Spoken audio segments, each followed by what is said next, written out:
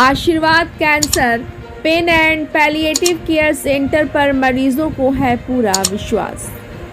Cancer पीड़ित मरीज cancer दर्द निवारक केंद्र में रोते हुए आते हैं, इलाज के बाद हंसते हुए जाते हैं, क्योंकि आशीर्वाद cancer pen and palliative care centre के डॉक्टर कुमार गोल्डन मरीजों का इलाज करते हैं। कैंसर दर्द निवारक केंद्र के नाम से मशहूर सासाराम के लालगंज स्थित आशीर्वाद cancer pen and palliative care centre में बिना चीर फाड़ के इलाज किया जाता है। डॉक्टर गोल्डन का कहना है कि कोई भी मरीज काफ़ी विश्वास के साथ हमारे पास आता है। उनके विश्वास पर खरा उतरते हुए उनकी परेशानियों को दूर करना मेरा फ़र्ज बनता है। उन्होंने कहा कि कैंसर पीड़ित मरीज अपनी बीमारी का सुनकर घबरा जाते हैं, लेकिन उन्हें घबराने की ज़रूरत बिल्कुल नहीं है, क्योंकि डॉक्टर का कहना है कि कैंसर की शुरुआती दौर में अगर हमारे पास आ जाता है तो मैं शर्तिया उसका इलाज कर बेहतर करने की कोशिश करता हूँ। रिपोर्ट हमारे पास पेशेंट आई हैं माधुरी देवी, ये धनबाद झारखंड से हैं। इनको ब्रेस्ट कार्सिनोमा है। ये इनके परिजन हैं।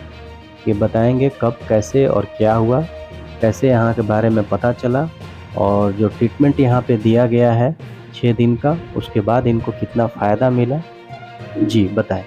जी, हम रोहित, हमें हमारी माँ के बारे में 2022 में पता चला कि उन्हें ब्रेस्ट में ट्यूमर है।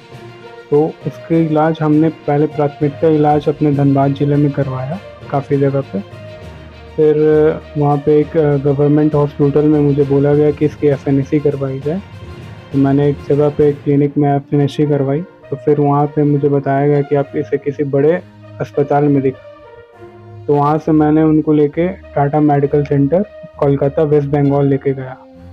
वहाँ पे ले जाने के बाद मैंने सारे टेस्ट करवाई, चेकअप करवाई, बायोप्सी करवाई, सारी कुछ करवाई। उसके बाद मुझे बोला गया कि इनकी ऑपरेशन की जाएगी पहले। तो ऑपरेशन के दौरान मैंने पूछा उनसे कि क्या ऑपरेशन होने के बाद ये ठीक होगी पूरी तरीके से या फिर कुछ रह जाएंगी।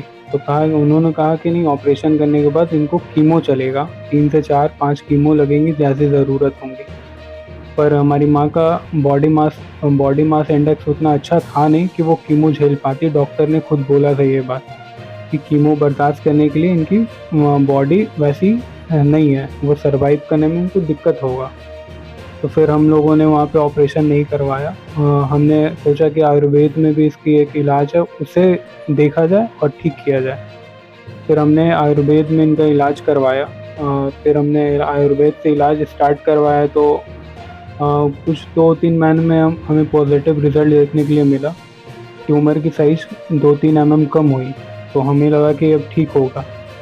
फिर आयुर्वेद में दवा चलता गया। फिर अचानक से एक बार टेस्ट करवाया गया तो वो ट्यूमर का साइज़ बढ़ गया। बढ़ने के बाद फिर हम लोग बात किए उस डॉक्टर से कि ये साइज़ इंक्रीज़ हो रहा है, क्या किया जाए। फिर उन्होंने कहा कि हम दवा चेंज कर देते हैं, इससे वो फिर से घटेगा। हम लोगों ने बोला ठीक है। फिर हमने दवा चलाई 2 से 3 महीना। फिर वो साइज़ एक मेंटेन हुआ, फिर रुका, एक स्लो ग्रोथ हो गया। उसके बाद फिर से वो एकदम से वास्ट ग्रोथ बहुत ज़्यादा हो गया।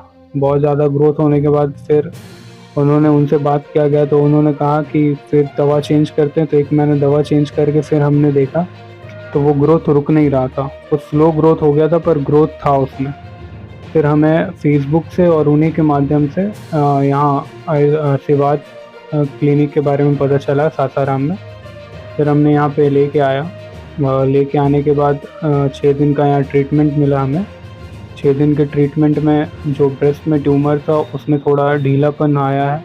पहले पानी जो रिसाव होता था वो कम है, और दर्द तो पहले भी नहीं था, दर्द जो था वो भी कम है। वहाँ पे ट्यूमर में सरसराहट चालू हुई है हल्की सी, और पहले से बेटर रिज़ल्ट, और रिज़ल्ट अभी तक ठीक मिला है। 60 से 70% तो ठीक है अभी। हम आगे का इलाज इनका कंट्रोल जारी रखेंगे और ऊपर वाले से प्रार्थना करेंगे कि आगे और कुछ करें। मेरा नाम पंकज कुमार है। मुझे 2017 से प्रॉब्लम थी। एक छोटा सा ट्यूमर था लेफ्ट हैंड में, ऊपर के साइड में। तो उसमें मैंने शुरू में होम्योपैथी वगैरह खाए, उससे कोई आराम नहीं हुआ। तो फिर एम्स में जांच करवाने गए थे एक बार। तो एम्स में जांच करवाने के बाद वो FNSC वगैरह किए, नीडल वगैरह डाल के उससे ब्लड निकाला जाता था और उसके बाद उसको हटाया जाता था। तो ब्लड निकालने के 1 या 2 दिन बाद फिर वो खुल के अपने स्थान पे आ जाता था, मतलब जो साइज़ था वही साइज़ हुआ था। 3 से 4 बार ऐसा किया गया। फिर उसके बाद सिकाई करने के लिए भी दिया गया। तो सिकाई करने के बाद क्या हुआ कि वो अंदर से जो है ना फट गया। फटने के बाद 2018 में भागलपुर में मैंने पहली बार ऑपरेशन करवाया इस चीज़ का। तो अंदर से ट्यूमर टाइप का कुछ निकला और FNSC वगैरह में जो है इसमें हेमाटेमा बोला गया डॉक्टर के द्वारा। आफ्टर ऑपरेशन के 3 से 4 मंथ के बाद फिर से वही पेन स्वेलिंग होने चालू हो गई। फिर मैंने डॉक्टर से कॉन्टेक्ट किया तो बोले कि लग रहा है वो फिर जनरेट हो गया। फिर FNSC वगैरह करके फिर से ऑपरेशन किया गया, फिर से वो निकाला गया। तो इस तरह फिर 2019 में फिर से उसका ऑपरेशन किया गया। उसके बाद भी ऑपरेशन के 6 मंथ बाद फिर वही प्रॉब्लम आने लगी। फिर मैंने भागलपुर में जो हमारे डॉक्टर थे उनसे कॉन्टेक्ट किया तो वो बोले कि इसमें लग रहा है आपको कुछ कैंसरस का कुछ सिम्टम है, आप जो है बाहर जाके पटना वगैरह में दिखाइए। तो 2020 में मैंने पटना महावीर में दिखाया था। तो महावीर में दिखाने के बाद उन्होंने बायोप्सी वगैरह करवाया, MRI वगैरह करवाया। तो उसमें एक लॉन्ग साइज का ट्यूमर फाइब्रोसार्कोमा मतलब पाया गया उसमें। उसके बाद अप्रैल 2021 में मेरा ऑपरेशन हुआ। उसके बाद ऑपरेशन होने के बाद लॉन्ग टाइप का फाइब्रोसार्कोमा निकाला गया हैंड से। आफ्टर ऑपरेशन के 6 मंथ बाद फिर वही से प्रॉब्लम स्वेलिंग वगैरह और पेन वगैरह चालू हो गई। फिर से मैंने जब महावीर संस्थान में कॉन्टेक्ट किया जाके तो जांच वगैरह के बाद पाया गया कि फिर से वो जो है फाइब्रोसार्कोमा जो है वो डिजेनरेट हो गया है। रिप्लेस करके जी। तो उसके बाद जब वो डिजेनरेट कर गया तो फिर उन्होंने जांच वगैरह करने के लिए बोला। करने के बाद बोला कि आपको हाथ काटना पड़ेगा, क्योंकि अगर नहीं काटेंगे तो चेस्ट वगैरह में फैल जाएगा तो और दिक्कत होगा। तो फिर हम वहाँ से आ गए। वहाँ से आगे कंटिन्यू नहीं किए वहाँ पे। हम आगे से फिर आयुर्वेदिक वगैरह खाएँ। आयुर्वेदिक से भी कुछ आराम नहीं मिला, वही 2 महीना आराम मिलता रहा, फिर वही डिजेनरेट हो जाना, फिर स्वेलिंग पेन। उसके बाद फिर अभी हाल फिलहाल में मैंने इधर आशीर्वाद कैंसर संस्थान में कॉन्टेक्ट किया और आफ्टर ट्रीटमेंट बहुत ज़्यादा ही इम्प्रूवमेंट है। तो स्वेलिंग में भी कमी आई, पेन तो बहुत कैंसरस पेन जो है वो तो है ही नहीं, कैंसरस पेन तो है ही नहीं। और एलाइट पेन जो है उस टाइप का थोड़ा मोड़ा पेन है और कैंसरस पेन में एकदम 100% रहा है। और स्वेलिंग वगैरह जो है वो बहुत ज़्यादा जो है ट्यूमर सॉफ्ट हो गया है। ऐसा रिजल्ट अभी तक मैंने 6 साल में। आपका क्या है एक्सपीरियंस? नहीं, इम्यूनिटी तो बहुत ज़्यादा बढ़ा, क्योंकि जब मैं आया था तो मैंने डॉक्टर साहब को बोला नहीं मुझे कोई प्रॉब्लम नहीं है, खाने वाने में कोई दिक्कत नहीं है, सर्विस के लिए ठीक है। डॉक्टर साहब बोला नहीं, जाँच करवाते हैं, जाँच करने के बाद पता चलेगा। तो उसमें इम्यूनिटी वगैरह लो थी और आफ्टर ट्रीटमेंट इम्यूनिटी वगैरह बहुत ज़्यादा हाई थी। आपका ब्लडलेस काउंट भी इम्प्रूव किया है? जी। डाइट वगैरह आपको यहाँ से बताया गया, डाइट को कम कर दिया।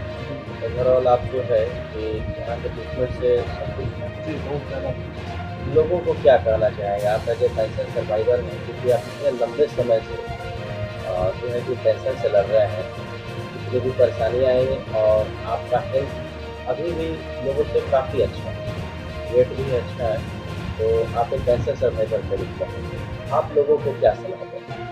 जी, मैं ये बोलूँगा कि आप सबसे पहले तो जहाँ तक मैं फेस किया हूँ कि आप जो है ऑपरेशन को हमेशा हटाइए। आपने ऑपरेशन को नहीं ही करने का कोशिश करें कि ऑपरेशन किया जाए या मेटल टच वगैरह किया जाए। इनसे क्या होता है कि ये ज़्यादा और अग्रेसिव होने के चांसेस ज़्यादा होते हैं। यानी आप बायोप्सी और FNSC को जी अवॉइड जितना हो सके। जी ठीक है, आपकी बात तो लोगों तक भी पहुँचेगी और हम आपको आगे स्वास्थ्य की कामना करते हैं और आपका ट्रीटमेंट कंटिन्यू रखते हुए ठीक है, भगवान से प्रार्थना करते हैं हम आगे का। हमारे पास पेशेंट आई हैं विद्यावती देवी, कोचस बिहार से हैं। ये इनके परिजन हैं। इनको बोन मैरो का प्रॉब्लम है, केस है। इलाज से पहले क्या इनको प्रॉब्लम थी, कैसे कैसे क्या हुआ, इलाज के बाद इनको क्या फ़ायदा हुआ, ये बताएंगे। जी।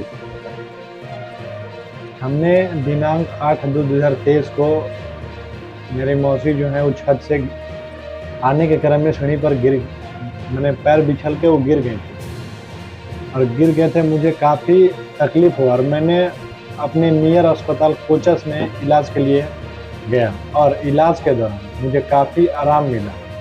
फिर कुछ दिन बाद लगभग 2/6/2024 से फिर मुझे दर्द का महसूस होने लगा और मुझे काफ़ी परेशानी होने लगी। तब फिर मैं सासाराम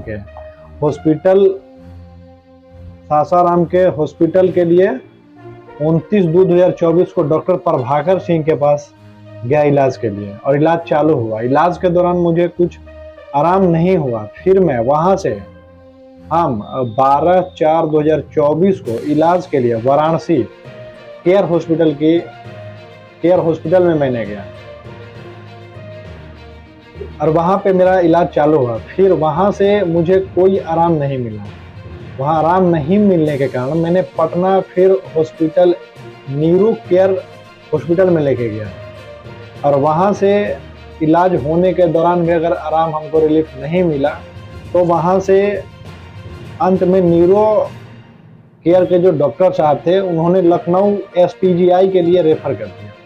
फिर मैंने 20/4/2024 को SPGI के बाद वहाँ डॉक्टर शगुन मिश्रा को दिखाया। अंत में उन्होंने बोल दिया कि इसका बीमारी का मेरे पास कोई इलाज नहीं है। फिर हम लोगों ने घर वापस आ गया। घर वापस आने के बाद सासाराम में हम लोग आया तो फिर सर के हॉस्पिटल के बारे में हम लोग को जानकारियाँ मिली।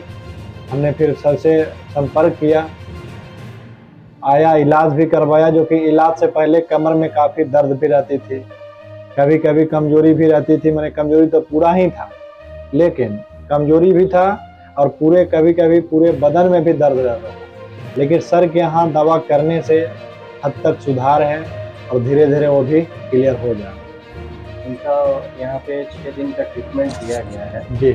जब आई थी तो उनको उठना बैठना भी मुश्किल था, नहीं बैठ पाती थी। लेकिन अब थोड़ी देर सुधार है। हाँ, थोड़ी देर बैठ पा रही हैं, चल भी पा रही हैं और हाथ पैर का दर्द में काफ़ी राहत हुआ है। आई थी तो ब्लड भी काफ़ी कम था, क्योंकि ये केस ही ऐसा है कि इसमें ब्लड नहीं बन पाता है। जी। तो उस समय 4.9 आपका ब्लड था और अभी जब आप टेस्ट आज हुआ है तो लगभग कितना ब्लड है? 9.2 है सर। 9.5 है। ठीक है, इनका आगे भी इलाज जारी रखा जाएगा। ठीक है, अब ऊपर वाले से प्रार्थना करते हैं आगे और भी बेहतर हो। धन्यवाद।